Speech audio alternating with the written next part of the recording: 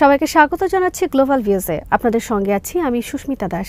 আজ জানাবো আন্তর্জাতিক গণমাধ্যমে আলোচিত সংবাদ ও বিশ্লেষণ। ফিলিস্তিনিদের স্বার্থ রক্ষিত না হলে কোনো চুক্তি হবে না বলে সাফ জানিয়ে দিয়েছে হামাস। একই সঙ্গে হামলা বহুগুণ তীব্র করেছেন ফিলিস্তিন যোদ্ধারা। তাদের সমর্থনে হিজবুল্লাহর মুহুর্মুহু হামলায় প্রকম্পিত হয়েছে উত্তর ইসরায়েল। অভিযানে আরও তীব্রতা এনে শত্রু জাহাজগুলোতে আঘাত করেছে ইয়েমেনের হুথি আনসার আল্লাহ। এদিকে হামাসের সঙ্গে চুক্তি হোক বা না হোক, রাফা স্থল অভিযান চালানো হবে বলে জানিয়েছেন ইসরায়েলি প্রধানমন্ত্রী। দখলদার সেনাদের শক্ত জবাব দিতে নিজেদের প্রস্তুতির কথা জানিয়েছে হামাস। গাজার সর্বদক্ষিণের এই শহরে হামলার বিরুদ্ধে ইসরায়েলকে সতর্ক করেছেন জাতিসংঘ মহাসচিব। আল মায়দিনের খবরে বলা হয়, গাজা যুদ্ধের ২০৭তম দিনে উত্তর গাজার বেইত হানুনে ইসরায়েলি সেনাদের কয়েকটি সমাবেশ এবং তাদের গাড়িগুলোকে লক্ষ্য করে হামলা চালিয়েছেন ফিলিস্তিনি যোদ্ধারা। একই সঙ্গে তীব্র লড়াই হয়েছে উপত্যকার দক্ষিণ ও উত্তরাঞ্চলকে বিভক্ত করা নেতজারিম অক্ষেও। হামাসের সামরিক শাখা আল কাসাম ব্রিগেডস মঙ্গলবার বেইত হানুনে আল ইয়াসিন শেলের মাধ্যমে ইসরায়েলের ডি-নাইট বুলডোজারকে আঘাত করার ভিডিও প্রকাশ করেছে। কাসামের পক্ষ থেকে এদিন গাজায় বন্দী ইসরায়েলিদের পরিবারের কাছে নতুন বার্তা সংবলিত একটি ছবি পোস্ট করা হয়। সেখানে নেতানিয়াহুর ছবির সঙ্গে লেখা হয়েছে, নেতানিয়াহুর রাজনৈতিক স্বার্থের কারণে আপনাদের সন্তানরা এখনও বন্দী দশায় আছেন। এদিকে ইসলামিক জিহাদের আল কুদস ব্রিগেড জানিয়েছে, মঙ্গলবার তাদের যোদ্ধারা নেতজারিম অক্ষে সাপ্লাই রুটের পাশাপাশি ইসরায়েলি কমান্ড অ্যান্ড কন্ট্রোল সেন্টারগুলোকে মর্টার শেলের মাধ্যমে সরাসরি আঘাত করেছেন। এদিন তারা একটি ফুটেজ প্রকাশ করেন যেখানে নেতজারিমে ইসরায়েলি সেনাদের ওপর হামলার দৃশ্য দেখা গেছে। ফিলিস্তিনি প্রতিরোধ বিষয়ক বিশেষজ্ঞ হানি আল দালি মঙ্গলবার আল মায়দিনকে বলেছেন, যুদ্ধের ২০৭ দিন পরও নেতজারিমের সব অক্ষে ইসরায়েলি সেনাঘাঁটি এবং সেনা সমাবেশে এসব শক্তিশালী হামলা গাজার প্রতিরোধ যোদ্ধাদের দৃঢ় সামর্থ্যকে প্রকাশ করছে। লেবাননের প্রতিরোধ আন্দোলন হিজবুল্লাহ জানিয়েছে, ফিলিস্তিনিদের সমর্থনে মঙ্গলবার ইসরায়েলি সামরিক অবস্থানগুলোর বিরুদ্ধে ৬টি অভিযান পরিচালনা করেছেন তারা।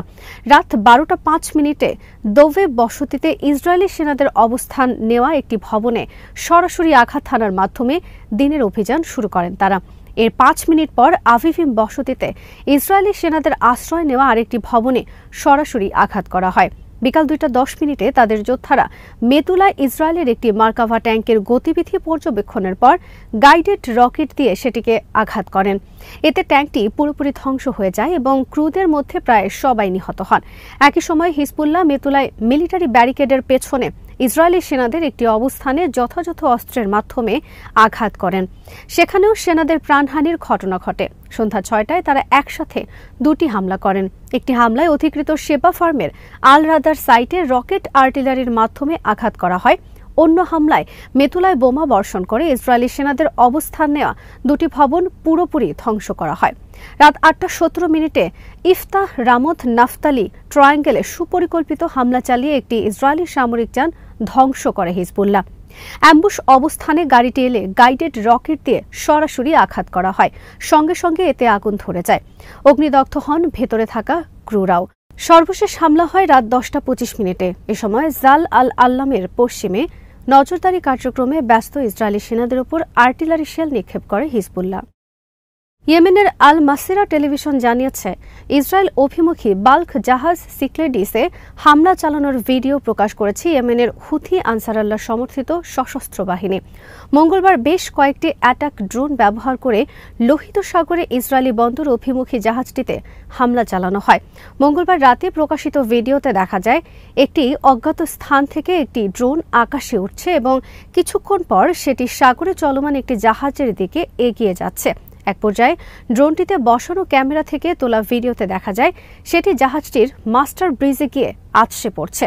সশস্ত্র বাহিনীর মুখপাত্র ব্রিগেডিয়ার জেনারেল ইয়াহিয়া সারি মঙ্গলবার জানান, তারা গাজাবাসী ফিলিস্তিনিদের প্রতি সংহতি প্রকাশ করে লোহিত সাগর ও ভারত মহাসাগরে ২টি মার্কিন ডিস্ট্রয়ার ও ২টি ইসরায়েলি জাহাজে হামলা চালিয়েছেন। এসব হামলাকে সফল উল্লেখ করে সারি বলেন, হামলায় ইয়েমেনের নৌবাহিনী, বিমান বাহিনী এবং ক্ষেপণাস্ত্র ইউনিট অংশ নিয়েছে এবং অভিযানটি ছিল সুনিপুণ। তিনি বলেন, লোহিত সাগরে সিক্লেডিস জাহাজ এবং ভারত মহাসাগরে এমএসসি ওরিয়ন জাহাজে হামলার কাজে বিভ্রান্তিকর ও ছদ্মবেশী পদ্ধতি ব্যবহার করা হয়েছে। দুটি বাণিজ্যিক জাহাজই ইসরায়েলের দক্ষিণাঞ্চলীয় এইলাত বন্দরে যাচ্ছিল। গাজায় ইসরায়েলের গণহত্যামূলক আগ্রাসন বন্ধ না হওয়া পর্যন্ত ইসরায়েল সংশ্লিষ্ট জাহাজগুলোতে হামলা চলবে বলে জানান ইয়াহিয়া সারি। হার্ভার্ড CAPS হ্যারিস পরিচালিত একটি জরিপে দেখা গেছে, গাজায় ইসরায়েলি গণহত্যার মধ্যে যুক্তরাষ্ট্রের জেনারেশন জেড এর সদস্যদের মধ্যে হামাসের জনপ্রিয়তা ক্রমবর্ধমান হারে বাড়ছে। এই মাসের শুরুতে পরিচালিত সমীক্ষায় গাজায় চলমান যুদ্ধ নিয়ে অংশগ্রহণকারীদের প্রশ্ন করা হয়। উদ্দেশ্য ছিল যুদ্ধে তারা কার পক্ষ এটি তুলে আনা। সমীক্ষায় দেখা গেছে জেনারেশন জেড অর্থাৎ 18 থেকে 24 বছর বয়সীদের মধ্যে হামাসের প্রতি সমর্থন বেড়েছে। 43% উত্তরদাতা বলেছে তারা হামাসকে সমর্থন করে। অন্যদিকে 57% বলেছে তারা ইসরায়েলের পক্ষে। মার্চে পরিচালিত একই সমীক্ষায় দেখা গিয়েছিল জেনারেশন জেডের 37% হামাসের পক্ষে, অন্যদিকে 63% ছিল ইসরায়েলের পক্ষে। মাত্র এক মাসের ব্যবধানে হামাসের প্রতি মার্কিন তরুণ যুবকদের সমর্থন 6% বৃদ্ধিকে তাৎপর্যপূর্ণ মনে করছেন বিশ্লেষকরা। এপির খবরে বলা হয়, হামাস ও ইসরায়েলের মধ্যে যুদ্ধবিরতি ও বন্দি বিনিময় চুক্তির একটি সম্ভাবনা তৈরি হয়েছিল। তবে মঙ্গলবার ইসরায়েলি প্রধানমন্ত্রী বেঞ্জামিন নেতানিয়াহু বলেছেন, চুক্তি হোক বা না হোক গাজার সর্বদক্ষিণের শহর রাফায় স্থল হামলা চালাবেন তারা। নেতানিয়াহুর এই মন্তব্যের মাধ্যমে কার্যত চুক্তি নিয়ে গভীর শঙ্কা তৈরি হলো। খবরে বলা হয়, মঙ্গলবার হামাসের হামলায় নিহত ইসরায়েলিদের পরিবারের সদস্য এবং উগ্রপন্থী জাতীয় নিরাপত্তা মন্ত্রী বেন গাভিরের সঙ্গে বৈঠক করেন নেতানিয়াহু।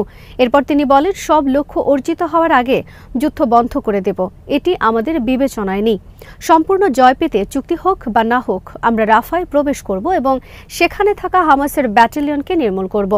ইসরায়েলি প্রধানমন্ত্রীর দফতর থেকে দেওয়া এক বিবৃতিতে জানানো হয়েছে, স্বজন হারানো ইসরায়েলিরা প্রধানমন্ত্রীকে যুদ্ধ বন্ধ না করার আহ্বান জানিয়েছেন।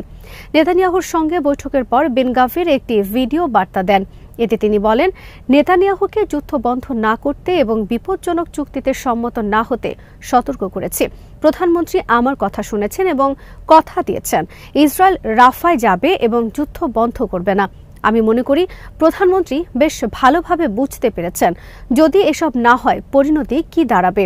এর আগে বেন গাভির এবং ইসরায়েলের অর্থমন্ত্রী স্মোট্রিচ হুমকি দিয়েছিলেন, যদি রাফায় হামলা চালানো না হয় এবং যুদ্ধ বন্ধ করে দেওয়া হয় তাহলে সরকার ভেঙে দেবেন তারা।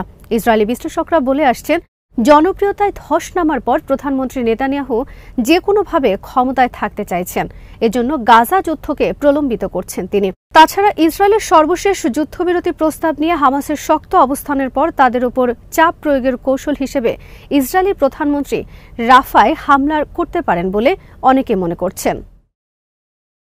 ফ্রান্স 24 জানিয়েছে, নেতানিয়াহুর এই বক্তব্যের পর রাফায় স্থল হামলার বিরুদ্ধে হুঁশিয়ারি উচ্চারণ করেছেন জাতিসংঘ মহাসচিব অ্যান্তোনিও গুতেরেস। একই সঙ্গে রাফায় হামলার বিরুদ্ধে পদক্ষেপ নেওয়ার জন্য বিশ্ব সম্প্রদায়ের প্রতি আহ্বান জানিয়েছেন তিনি। গুতেরেস এক সংবাদ সম্মেলনে মঙ্গলবার বলেন, রাফায় সামরিক হামলা হলে তা পরিস্থিতি অসহনীয়ভাবে উত্তপ্ত করবে, আরও হাজার হাজার বেসামরিক লোক প্রাণ হারাবে এবং হাজার হাজার মানুষকে পালিয়ে যেতে বাধ্য করবে। পরিস্থিতির গুরুত্বকে তুলে ধরে জাতিসংঘ প্রধান জোর দিয়ে বলেন, এই হামলা শুধু গাজার ফিলিস্তিনিদের উপর ধ্বংসাত্মক প্রভাব ফেলবে তা নয়, বরং পুরো অঞ্চল জুড়ে এর তাৎপর্যপূর্ণ প্রভাব পড়বে। জেরুজালেম পোস্টের খবরে বলা হয়, গাজা যুদ্ধে ইসরায়েলের পক্ষে অবস্থান নেয় ফিলিস্তিনে নিযুক্ত জার্মান রাষ্ট্রদূতকে ধাওয়া দিয়েছেন ফিলিস্তিনি শিক্ষার্থীরা। মঙ্গলবার পশ্চিম তীরের ফিলিস্তিন জাদুঘরে এ ঘটনা ঘটে। এদিন জাদুঘরটি পরিদর্শনে যান রাষ্ট্রদূত অলিভার ওকসা। জাদুঘরটি অবস্থিত রামাল্লা থেকে 10 কিলোমিটার দূরে পশ্চিম তীরের বিরজেত বিশ্ববিদ্যালয়। এক্সে প্রকাশিত ভিডিওতে দেখা গেছে জার্মান দূতকে পেছন থেকে ধাওয়া দিচ্ছেন ফিলিস্তিনি শিক্ষার্থীরা। ওই সময় তারা বের হয়ে যাও স্লোগান দিতে থাকেন। তাদের ধাওয়া খেয়ে জার্মান দূত দৌড়ে গিয়ে তার গাড়িতে উঠে পড়েন। এরপর গাড়িটিকে লক্ষ্য করে ইট পাটকেল নিক্ষেপ করতে থাকেন সাধারণ শিক্ষার্থীরা। এ সময় গুলির শব্দ শোনা যায়। ইউরোপে ইসরায়েলের সবচেয়ে বড় ও শক্তিশালী মিত্র হচ্ছে জার্মানি। ইসরায়েলের বিরুদ্ধে আন্তর্জাতিক বিচার আদালতে দক্ষিণ আফ্রিকা গণহত্যার যে অভিযোগ এনেছে, এর বিরুদ্ধে লড়ার ঘোষণা দিয়েছে দেশটি। রয়টার্সের খবরে বলা হয়, ইসরায়েলের সঙ্গে সংশ্লিষ্টতা থাকায় মালয়েশিয়ায় বয়কটের মুখে পড়ে কেএফসির কার্যক্রম প্রায় বন্ধ হয়ে গেছে। এরই মধ্যে দেশটিতে ফাস্টফুড চেইনটির অধিকাংশ আউটলেট অস্থায়ীভাবে বন্ধ করে দেওয়া হয়েছে। স্থানীয় সংবাদ মাধ্যম জানিয়েছে, সাধারণ ফিলিস্তিনিদের প্রতি সংহতি জানিয়ে কেএফসি বয়কট করা শুরু করেন দেশটির সাধারণ মানুষ। গ্রাহক না আসায় বাধ্য হয়ে আউটলেটগুলো বন্ধ করে দেওয়া হয়। মালয়েশিয়ায় কেএফসির আউটলেটগুলো পরিচালনা করে QSR brands M holdings BHD নামের একটি প্রতিষ্ঠান। কেএফসির পাশাপাশি পিৎজা হাটের ফ্র্যাঞ্চাইজিগুলো তাদের অধীনে। সংস্থাটি এক বিবৃতিতে বলেছে, চ্যালেঞ্জিং অর্থনৈতিক অবস্থার কারণে আমরা আমাদের আউটলেটগুলো অস্থায়ীভাবে বন্ধ করে দিয়েছি। আল জাজিরা জানিয়েছে, ইসরায়েল বিরোধী বিক্ষোভ ঠেকাতে যুক্তরাষ্ট্রের কলাম্বিয়া বিশ্ববিদ্যালয়ে অভিযান চালিয়েছে কয়েকশো পুলিশ। স্থানীয় সময় মঙ্গলবার দিবাগত রাতের ওই অভিযানে কয়েক ডজন শিক্ষার্থীকে গ্রেফতার করা হয়েছে।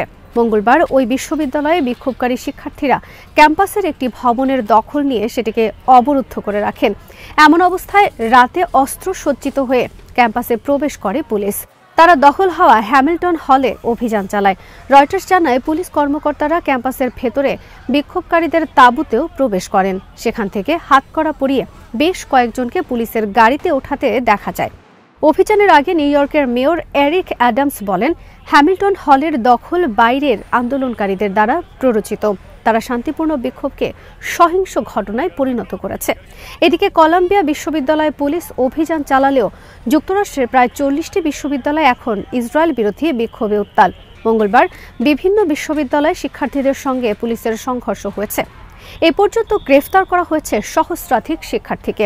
ব্রিটিশ সংবাদ মাধ্যম দ্য গার্ডিয়ান বলেছে, 60-এর দশকের শেষের দিকে ভিয়েতনামে মার্কিন আগ্রাসন বিরোধী ছাত্র বিক্ষোভের পর সম্ভবত এটি সবচেয়ে বড় ছাত্র আন্দোলন। এই বিক্ষোভ ছড়িয়েছে অস্ট্রেলিয়া, কানাডা এবং ইউরোপের বিভিন্ন বিশ্ববিদ্যালয়েও।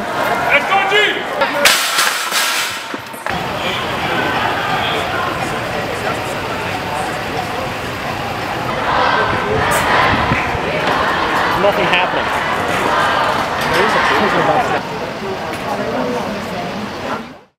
এদিকে যুক্তরাষ্ট্রের বিভিন্ন বিশ্ববিদ্যালয়ে ইসরায়েলের বিরুদ্ধে ছড়িয়ে পড়া বিক্ষোভে মার্কিন পুলিশের হামলায় বিব্রত হয়েছেন জাতিসংঘের মানবাধিকার বিষয়ক প্রধান ভলকার তুর্ক। মঙ্গলবার তিনি বলেছেন, বিশ্ববিদ্যালয়গুলোতে মার্কিন আইন প্রয়োগকারী সংস্থা অসামঞ্জস্যপূর্ণ কিছু পদক্ষেপ নিয়েছে। এটা মনে রাখতে হবে, মত প্রকাশের স্বাধীনতার বৈধ অধিকারগুলোকে সহিংসতা ও ঘৃণার মাধ্যমে চাপা দেওয়া যাবে না।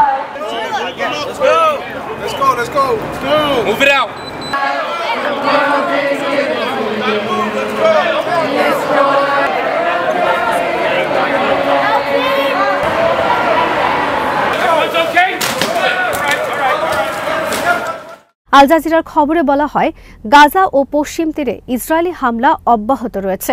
7 অক্টোবর শুরু হওয়া হামলায় এ পর্যন্ত 34,535 ফিলিস্তিনি নিহত হয়েছেন, যাদের অধিকাংশ শিশু ও নারী। আজ এখানেই শেষ করছি। সবাই ভালো থাকুন, সুস্থ থাকুন আর দেখতে থাকুন বিডি ভিউজ। চ্যানেলটি ভালো লাগলে সাবস্ক্রাইব করুন। সংযুক্ত থাকুন আমাদের ফেসবুক পেজে।